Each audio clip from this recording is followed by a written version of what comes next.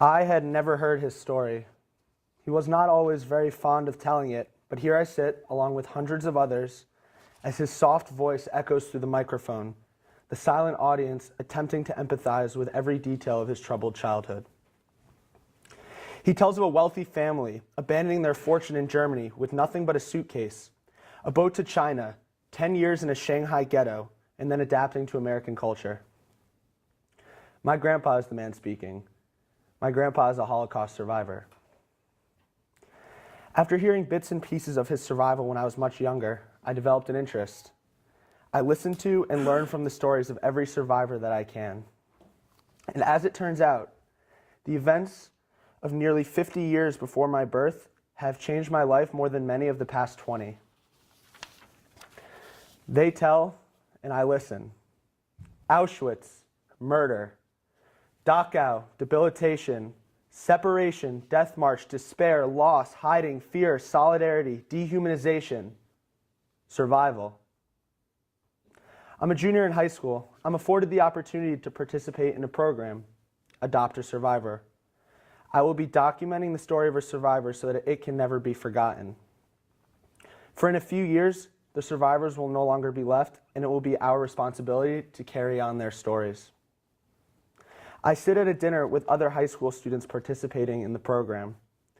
We sit in an awkward silence, eating room temperature mediocre lasagna and munching on stale bread at a dinner in which the survivors volunteering for the program will share snippets of their stories. The survivors begin to speak. Through thick, aging Eastern European accents, they introduce themselves. Anita Shore, Zelig Price, Betty Deutsch, Zoltan Gutman, Mike Hirsch. I've already heard some of the stories, but Mike Hirsch is someone I don't know.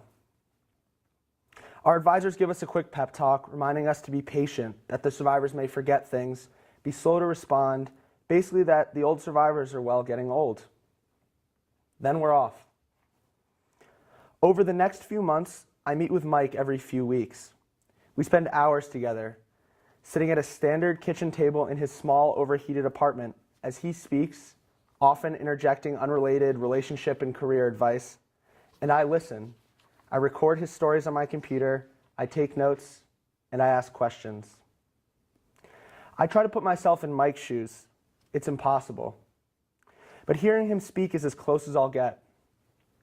An athletic, smart, religious boy from Munkac, Czechoslovakia, Mike talks about concentration camps, dehumanization, freedom, fighting for the state of Israel, building a life and a family in America.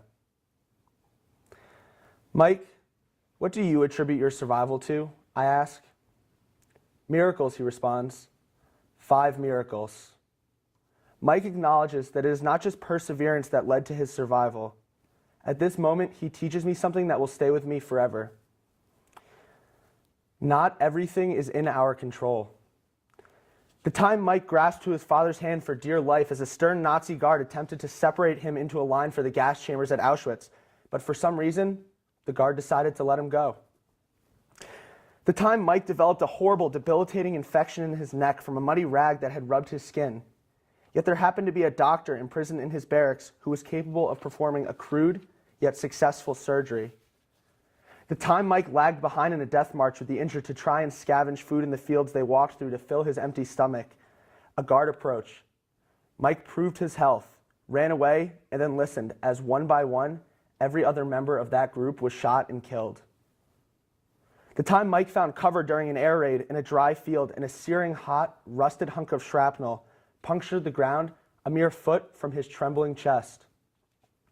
The time Mike lied to a Nazi soldier's face about his identity, while a cold, gleaming rifle's muzzle was aimed directly at his forehead. After months, I have come to know Mike's deepest struggles. We are forever linked. From his actions, I learned perseverance. From his insights, I learned faith. Mike is persistent, humble, faithful, determined, funny, caring. He has so much wisdom, and I am so grateful for all he has given me. I tremble at the stage, hands sweating, my heart beating faster than in the midst of my most intense basketball games. I lean over the brown, wooden, classic church podium up above the rest of the room, and I introduce Mike at an interfaith Holocaust memorial ceremony, at which he is the keynote speaker. The very same ceremony that my grandpa spoke at 2 years before. In front of more than 400 attentive audience members, I tell briefly of his miracles, amidst gasps and shudders from the audience, and I tell what I have learned. I never felt such an honor. My family and I are in France. It is our annual summer vacation. On a day in which we are to visit the Arc de Triomphe and Eiffel Tower, my mom tells me of an email she has received. The streets are silent, the air fresh, the temperature perfect. The smell of fresh baguettes and flavorful cheeses wafts through the air as I find out that Mike Hirsch has died of a stroke. A healthy old man gone. A man who avoided sure death so many times, taken by a condition that many are able to survive. I had planned on calling Mike not long after we returned, hearing his soft, raspy, comforting voice on the phone. I had his birthday marked in my calendar. The day of Mike's funeral, it is decided that we will visit the Holocaust Museum in Paris. Touring that museum, I recall all I have learned from survivors. I recall all I have learned from people much older than I. I recall all I have learned from Mike. I don't see pain in the same light. I don't see fear in the same light. I don't take what I have for granted, and I understand that not everything is in my control. Yes, there are some things that are out of our control, yet we do what we can in the moment. And at that moment, I couldn't attend Mike's funeral, but I could go somewhere that would help me honor his memory. Thank you.